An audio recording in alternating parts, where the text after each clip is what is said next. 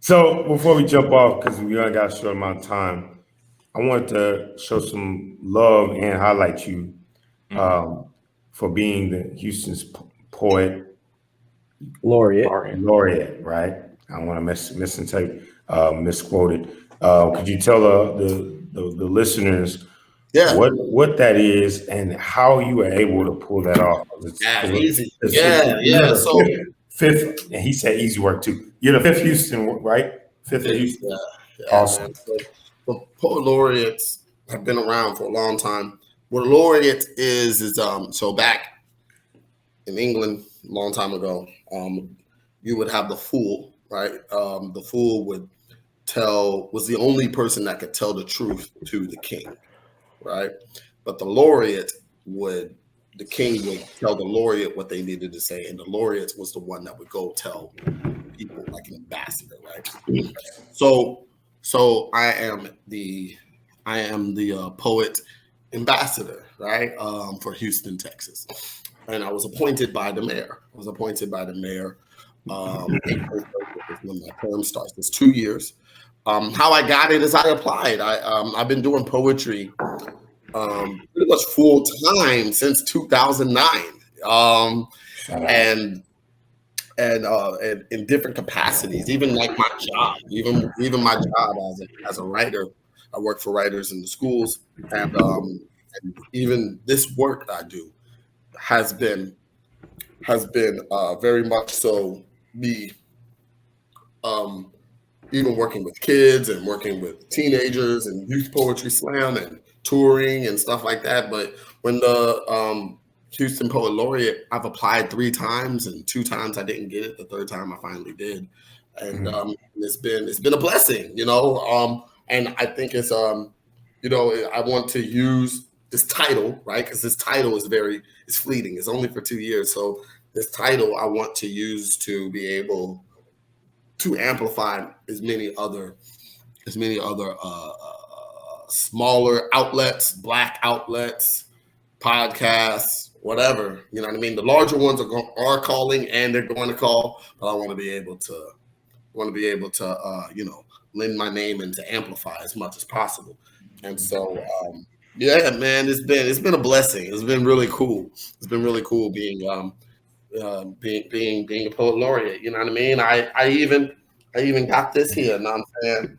I even got this right here. Ooh. Oh, that's your business card. That's game. That's awesome. I'm official, y'all. That's official. Super official. Yeah. I'm super official. But it's something. I forward, and then there's steps and stuff like that, and then I made it to the mayor's desk, and he chose me. So if you got pulled over by a cop, and means nothing.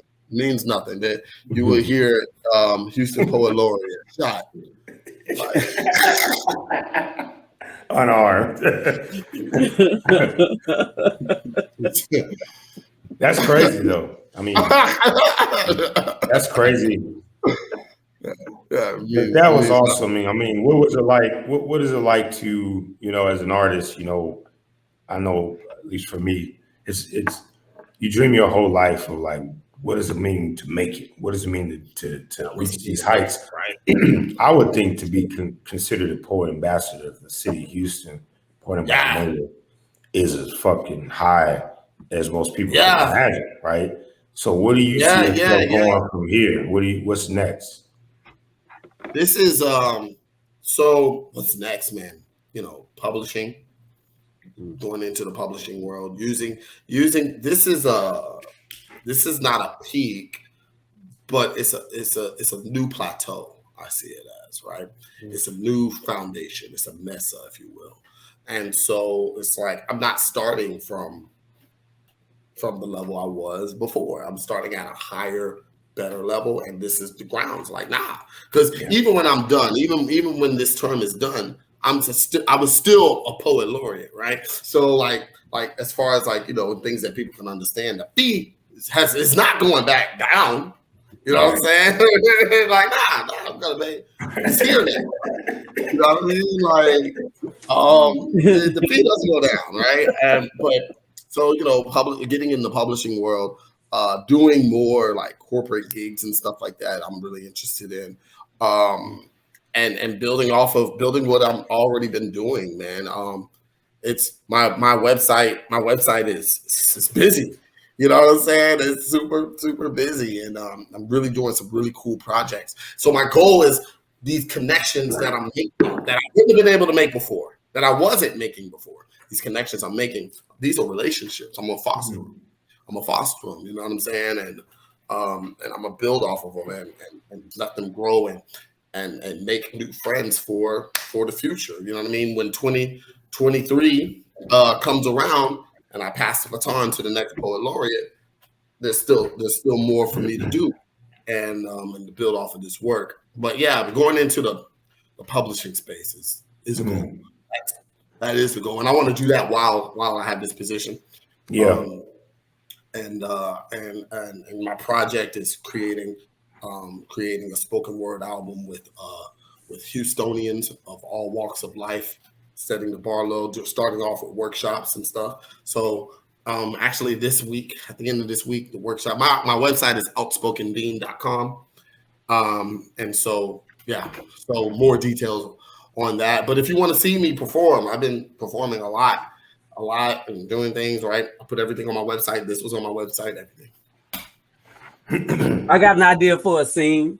Okay. We cut to Spoken Bean in the studio. So Bean, I quit my job in corporate America, decided to be a video home delivery woman. Wait. I heard you doing a spoken album, spoken word album, and I was checking to see if you need some. Don't touch me. Oh, I'm sorry. I heard you were doing. You really talking to me like I'm 2019 Bean? Yeah, I didn't. 2021 Bean. Oh, my bad. So you laureate Bean. First off, where's your mask? Come on, you can't be breathing my air. Okay, wow. I didn't know. I just thought I'd come in. I thought maybe you could use some video, some record holes. Come on, you know. Have you ever heard the term of "you changed" or when someone says he act brand new? Oh yeah, you heard that? Yeah, I've heard that. That's me. That's what you're doing now. You let her in, John. You let her in. Yo. Dang, where the records at? I'm sorry. Hey, listen. I'm not a hallway hoe. I'm a record hoe. I know you a record hoe. I'm trying to get you in on this spoken word album that he's working on. Wait. How'd you hear about this? Oh, you didn't know? Oh, your man John over there, John.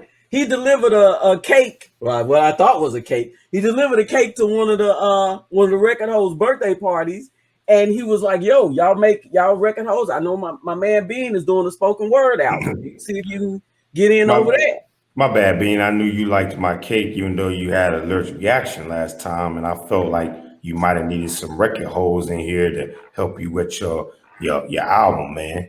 I mean, I'm trying to let me in. You know what I'm saying? You was telling me all about the messes and stuff and how you was at a new plateau. And I'm like, ain't no way to get you up like some record holes. They're gonna make some go up in there, you know what I'm saying? It's Nietzsche is are these mics gonna be hot anywhere? I'm not gonna be looking like Rachel Nichols or anything if I say this, huh? Well, I mean, nothing is going to go out immediately. I want to slow everything down, slow the whole process down. John, you thought wrong, all right? And scene. And that is the Can't Tell Us Nothing show, everybody. Thank you so much. Thank you so much. Shout out to the people in the chat. I did want to ask one question because Lisa was showing a lot of love in the chat. And she asked, where does Bean get his inspiration from? Great question. Honestly. I get my inspiration, and I could, if there's any other questions, I don't mind asking. I get my inspiration. I mean, lately, commission checks, right? Like, yeah, I can write that. Yeah, I can write that. Yes, I'll do it. But but a lot of times, like, listen, writing is a muscle, and I try my best to write as much as possible. Right, even if it sucks, right? I see writing as writing block.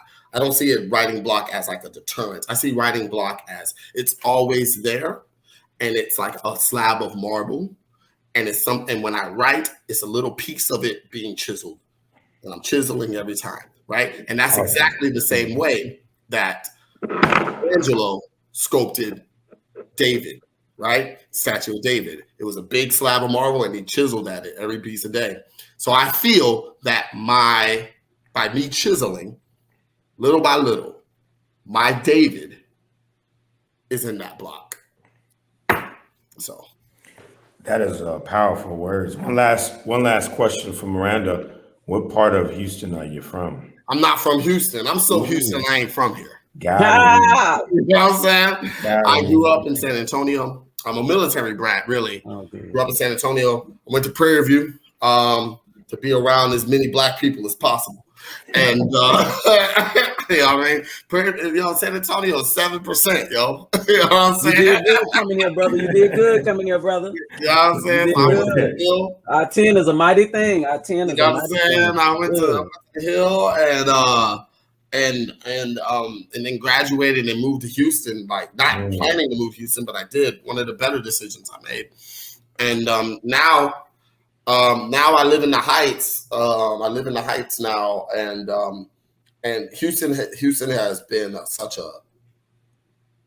it's been such a wonderful growth for me as an adult. Like my adult years, I've been here. You know what I'm saying? And I think a lot of times when people are like, "Oh, where are you from?" I think that's like we tend to think about like where we were as adolescents or as we're kids, but we don't really think about like, my adult years were formed in a city. And so like, you know, Houston has shaped me as an adult. You know, I don't have the accent, you know what I mean? I don't have, you know, I'm not walking around here sounding like Slim Thug or Paul Wall, but as far as in the heart of Houston, like it's here, you know what I mean? As my boy Cardier says, home is where the H is, you know what I mean? Yes. I do. And by H he means hoes. Hey. And with that, we'll get on that.